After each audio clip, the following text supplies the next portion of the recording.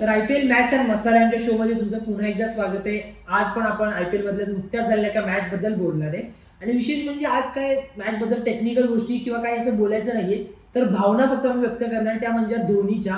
Vintage Dhoni परत आलेला दिसला ग्राउंडवर आणि सर्वच भारतीयांना आनंद झाला. आणि याच तिच्या भावना पण शेअर करणारे अंकिता माझ्यासोबत आहे. तर अंकिता, सर्वांनी आपण सोशल मीडियावर पाहिलं, बऱ्याच जणांनी पोस्ट केली, तू बोलीस, मी केलीस तशीच, की आपला पुराणा धोनी आपल्याला परत एकदा दिसायला मिळाला. तर काय भावना आहेत सांग, भावनाच मी एकदम उत्स्फूर्तपणे सांग काय. खरं सांगतो, सोशल मीडियापेक्षा आय थिंक सगळ्यांनीच ही मॅच बघितली असेल कालची.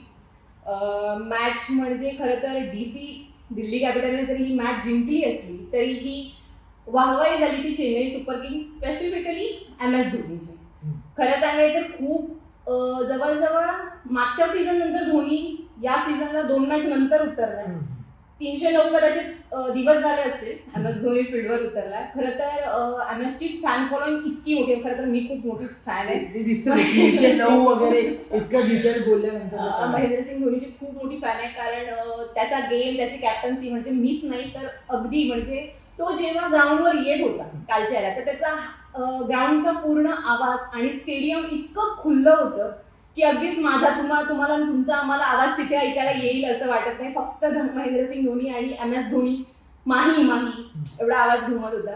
धोनी ज्यावेळी मॅच खेळायला आला तेव्हा चेन्नई सुपर किंग, खरं तर चेन्नई सुपर किंगची अवस्था कुठेतरी ढळमळलेलीच होती. धोनी खूप खाली खेळायला आला होता, पण धोनी म्हणजे एक उमेद असं पाहायला मिळतंच आपल्याला नेहमीच.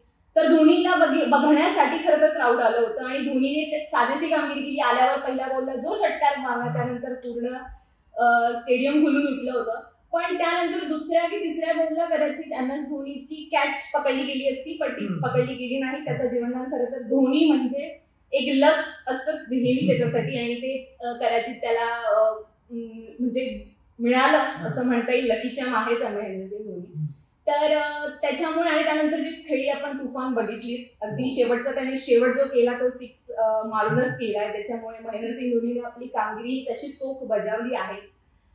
जरी दिल्ली जिंकली असली तरी सगळ्यांचा जो काय म्हणतो हृदय खेचून घेऊन गेला तो महेंद्रसिंग धोनीच कालच्या मॅचमध्ये.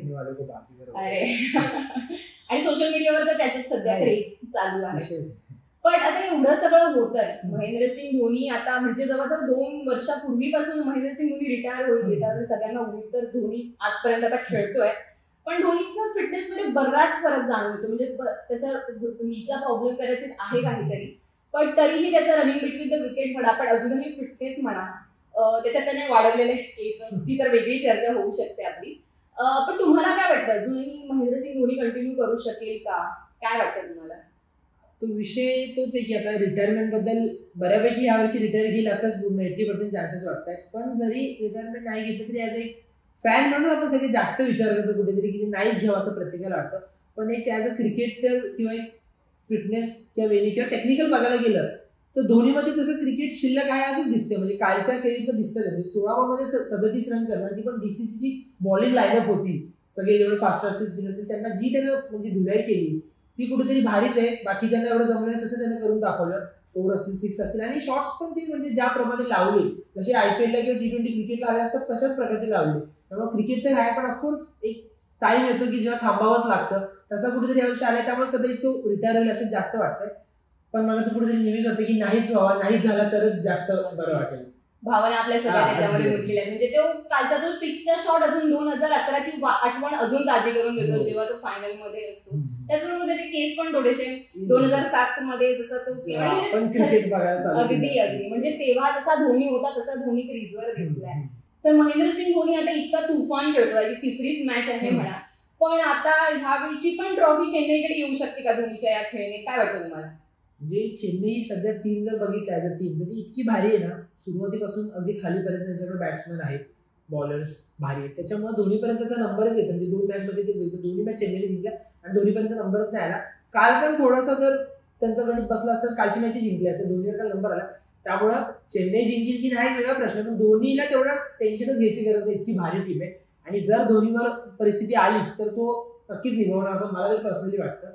आणि आता तेच काय होतं ते आपल्याला कळेलच. आणि तुम्हाला नेमकं काय वाटतं की धोनी म्हणजे अजून किती क्रिकेट शिल्लक आहे, तो कसा खेळतो आणि कितपत त्याने खेळत राहू, कमेंटमध्ये नक्की कळवा आणि पाहत राहा पुढारी न्यूज.